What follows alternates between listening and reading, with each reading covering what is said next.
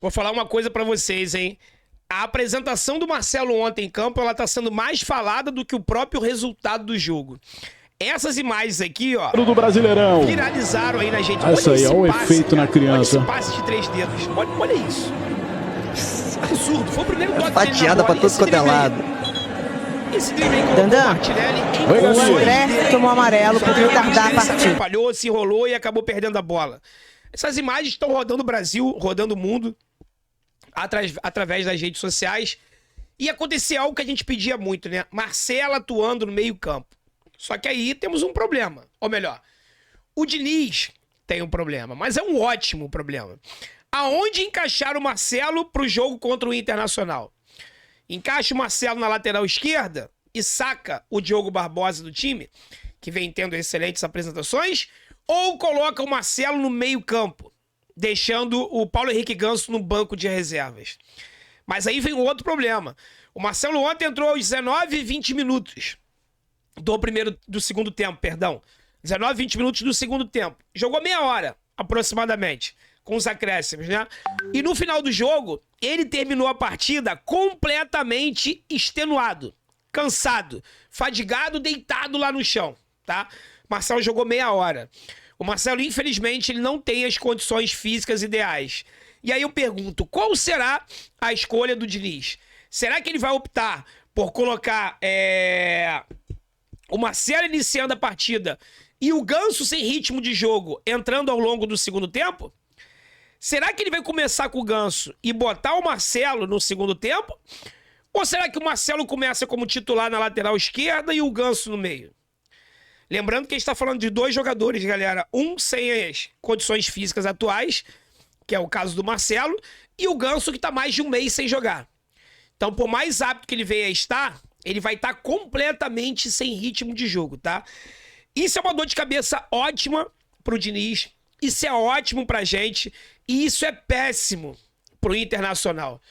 Eu fico imaginando agora como é que tá a mídia independente, a grande mídia que cobre o Internacional, o desespero que esses caras devem estar agora. Como vai jogar o Fluminense contra o Inter? Ninguém sabe, eu já te adianto. Se nós que acompanhamos o Fluminense diariamente não sabemos, imagina vocês, tá? Não tem como a gente afirmar nada. Se o Marcelo vai jogar na esquerda, se o Marcelo vai jogar no meio, quiçá se ele será titular, se o Ganso vai voltar para o time ou não. Uma coisa eu posso te afirmar, o Arias está 100% e o Arias vai estar de volta contra o Internacional no dia 27 de setembro. Agora o restante é uma grande incógnita, né? Uma das coisas que eu cobrava aqui há 2 anos e meio atrás, no início do canal, era que o Fluminense não tinha ambição, né? Na verdade, não é que o Fluminense não tinha ambição. O Fluminense não tinha condições financeiras de nada. O Fluminense não tinha dinheiro, né? As coisas foram melhorando um pouquinho. Ano passado, eu reclamei que o Fluminense não tinha elenco. Que nós tínhamos um time bom, mas não tínhamos elenco. Por sinal, a mesma reclamação que eu fiz no primeiro semestre desse ano, tá? Que os nossos 11 titulares eram muito bons, mas o Fluminense não tinha opções no banco de reservas.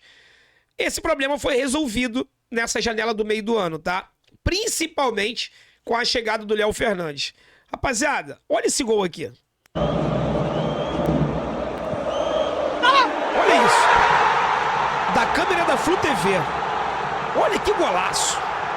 Vou repetir aqui o momento do gol novamente. Olha a curva que a bola faz. Olha isso. Absurdo esse gol do Léo Fernandes. E ele se tornou mais uma arma. John Kennedy, que não é uma contratação, mas ele renasceu pro futebol, também é mais uma arma. Então eu considero que o Fluminense tem hoje 14, 15 jogadores em condições de entrar e mudar a história do jogo. Coisa que nós não tínhamos antes, tá? Isso torna o Fluminense ainda mais forte do que ele já era. Porque nós tínhamos um time titular muito bom, muito redondinho, só que hoje a gente tem 2, 3 opções no banco de reservas ali que podem entrar e nos ajudar muito. E digo mais, mudar a cara do jogo, tá? Então eu imagino como o torcedor colorado e a imprensa, a grande mídia, os canais aí na mídia independente do Inter, devam estar desesperados em busca de informação de como o Fluminense vai enfrentar o Inter. Já adianto pra vocês, tá? Nem nós sabemos. Nem nós sabemos. E isso é excelente, tá? A imprevisibilidade do Diniz é algo que surpreende até nós, torcedores do Fluminense, acompanhamos o dia a dia do clube, né? Imagina pra quem tá de fora. O Diniz, ele é completamente imprevisível, tá? Na entrevista coletiva ontem, foi perguntado sobre o Marcelo, né? Se o Marcelo é uma opção pra jogar no meio. E o Diniz respondeu o seguinte, ó. Ele é uma opção porque foi opção hoje. Mas, naturalmente, não é a posição dele de origem. Ele pode, em algum momento, migrar para essa posição.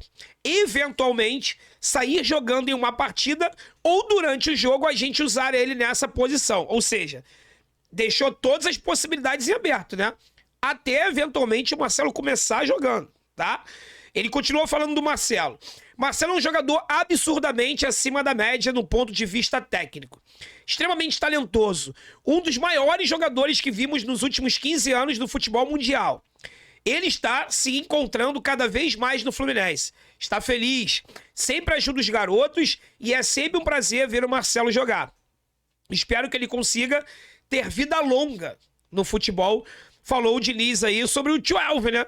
Que tá realmente, cada vez que ele entra em campo, até contra o Vasco, o resultado pra gente foi ruim. Ele tomou aquele drible feio do Rossi, ele escorregou. Fato que naquele lance ali, ele escorregou, mas aí ficou caído lá no chão, então ficou realmente um lance feio. Até aquele jogo que no primeiro tempo ele não foi tão bem, ele meteu um belo gol no início do segundo tempo, né? Se não fossem as falhas individuais do André, do nosso sistema defensivo, o Fluminense poderia ter ganho aquele jogo do Vasco com o golaço do Marcelo, tá? Não o gol dele seria o gol da vitória, mas ele teria contribuído diretamente para isso. Então, assim, é um baita jogador. Para mim, é um jogador lendário. Falei na live aqui ontem e repito para vocês hoje, tá? Eu coloco o Marcelo na mesma prateleira de Ronaldo Fenômeno, Zinedine Zidane, Cristiano Ronaldo, Messi, Ronaldinho Gaúcho. Jogadores que são lendas no futebol mundial. Na minha opinião, o Marcelo tá na mesma prateleira desses caras, tá?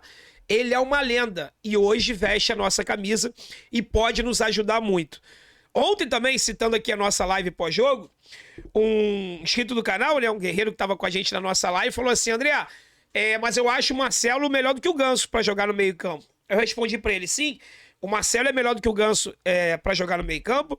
O Marcelo é melhor do que o Diogo Barbosa para jogar na esquerda. O Marcelo é melhor do que o Samuel Xavier para jogar na direita. O Marcelo é melhor, só não é melhor do que o Fábio no gol. Tá? Claro que eu tô dando uma exagerada. Mas assim, tu pode do meio para frente colocar o Marcelo em praticamente todas as posições. Um grande diferencial do Marcelo pro Ganso, por exemplo, além do Marcelo ser muito mais jogador do que o Ganso, olha que o Ganso é craque. Eu considero o Ganso craque, tá? O Marcelo finaliza muito de fora da área, né? O Marcelo chuta, o Marcelo bate pro gol. Coisa que o Ganso, por exemplo, não faz. Tá? Se botar o Marcelo na esquerda, tem que botar o Alexander para cobrir as subidas do Marcelo. Ok? Marcelo jogando de lateral sem a presença do Alexander é loucura. Por exemplo, o Ganso volta e o Diniz insiste no 4-2-4 com o Marcelo na esquerda. Loucura! Vamos passar apuros, tá? O meio-campo com o André e o Ganso, sem o Alexander para cobrir o Marcelo, é loucura. Não vai dar certo. Esse sistema 4-2-4, na minha opinião, também tem que se desfazer. Tem que voltar pro 4-3-3. Foi assim que a gente chegou na terceira colocação no Brasileiro ano passado. Foi assim que nós nos classificamos para as oitavas da Libertadores. Foi assim que nós nos classificamos para as quartas da Libertadores. E aí, para a semifinal, o Diniz mudou contra o Olímpia, acabou surpreendendo no 4-2-4, deu certo com a entrada do John Kennedy, mas, na minha opinião, o John Kennedy pode ser uma arma no banco de reservas para entrar ao longo do jogo, tá? E se for para utilizar o Marcelo no meio, eu também prefiro que ele comece no banco de reservas, porque ele não tem condições de jogar o jogo todo, pessoal. No meio-campo ele corre muito mais do que na lateral, tá? Então, nas condições dele atuar hoje, eu prefiro ele entrar no segundo tempo para fazer a genialidade que ele fez ontem, do que a gente ter o Marcelo no primeiro tempo. Ele atua bem, a equipe vai bem. O Diniz é obrigado a substituí-lo no intervalo, por exemplo, e no segundo tempo a gente cai de produção e sofre aperto do rival. Eu prefiro que seja o contrário, mas aí é questão de opinião, é questão de visão, né? Eu gostaria muito de saber a sua. Deixa aqui nos comentários, tá legal? Tamo junto, hein? Muito obrigado você que chegou até aqui. Se não tiver deixado o like, puder dar essa moral aí, ajuda pra caramba aqui a continuidade do meu trabalho, tá bom? Fiquem com Deus, galera. Forte abraço. Saudações tricolores. Cara, que orgulho de ter uma lenda vestindo a nossa camisa. Muito obrigado, tio Elvio.